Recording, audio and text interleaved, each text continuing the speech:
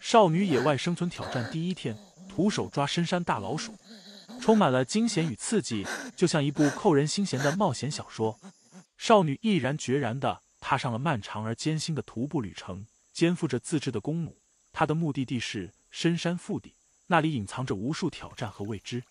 在前行的过程中，她充满了对未知丛林的好奇与敬畏。当渴意逼人，她手摘野果解渴，但眼看着食物却因味道不尽如人意而果断扔掉，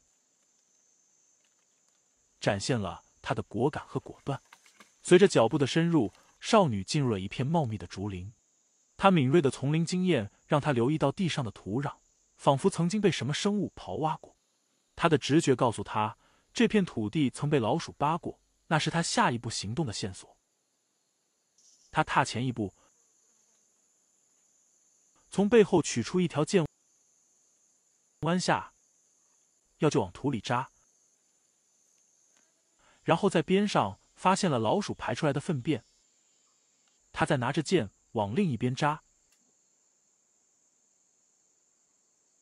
在这块土中，他好像发现了什么。他把弓弩放到一旁，然后来到另一边。接下来的一幕更是令人惊叹。他砍下竹子，经过巧妙的处理，将竹条悄然插入土中，运用细腻的触感侦测到洞中的动静。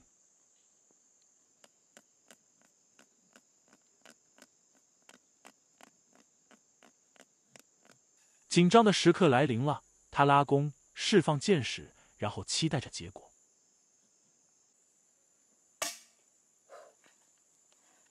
然而，一切都显得那么未卜先知。当他抽出箭矢时，空无一物。他不禁长叹一口气，庞佛整个丛林都在嘲笑他的冒险，一切都发生得如此自然，仿佛他与丛林融为一体。但少女并没有气馁，反而思考着下一步。她充满智慧地将洞口填上泥土，以防止任何不必要的惊动。然后，她精准地砍伐一棵树，展现出她非凡的刀工技巧。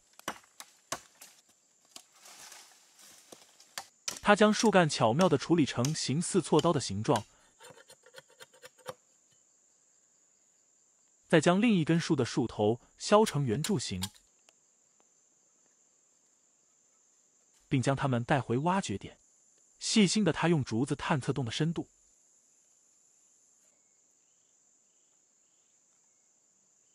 然后在最深处的那一段用砍刀挖了个洞，再将一根锉刀模样的木头插上去。少女在洞的另一边再挖了一个洞，然后用指甲刮着插进去竹条，震动着泥土。当她感觉到洞内有动静时，她毫不犹豫地挥起巨大的木锤，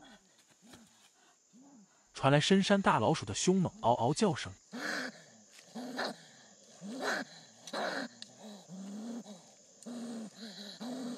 少女不慌不忙，再次用竹条将它固定住，然后将洞口扩大。因为这只大老鼠太过庞大，非常强壮，不容易被拔出，更要小心避免被咬伤。最终，她的坚持和勇气获得了回报。这只深山大老鼠被成功地挖了出来，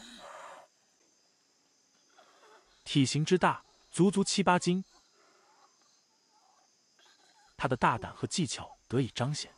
或许预料之中，他会将它吊在背后，然而他另辟蹊径，将竹绳绕在它周围，变成一个与众不同的时尚小包，向人们展示了他不同凡响的智慧和勇气。不畏惧困难，他继续前行，不忘维护这个宝贵的战利品。抓住深山大老鼠对他来说是一项巨大的胜利，但他知道回到营地才是任务的完成。他背上这个大包，轻快地朝营地的方向前进。他来到营地时，准备好的篝火还在燃烧，这意味着他可以利用这股火势来考制他的战利品。在抓取深山大老鼠的地点离营地有一段距离，所以这只大老鼠已经断了气，等待着成为晚餐的一部分。少女轻放下背包，解开竹绳子，走到附近的小溪，开始简单的清洗这只深山大老鼠。接着，她又回到火堆旁，开始拔去它身上的毛发，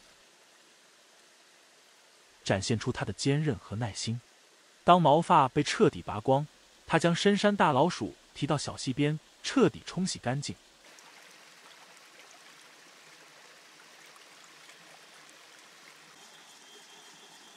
然后巧妙地将肉剁成块。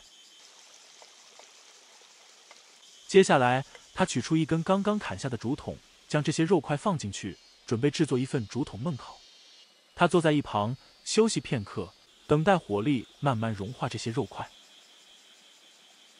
30分钟的等待后，少女看到竹筒中的水沸腾，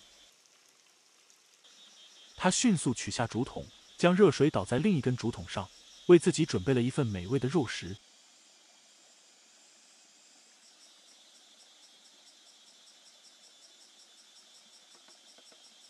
她坐在篝火旁，享受着这美味的佳肴。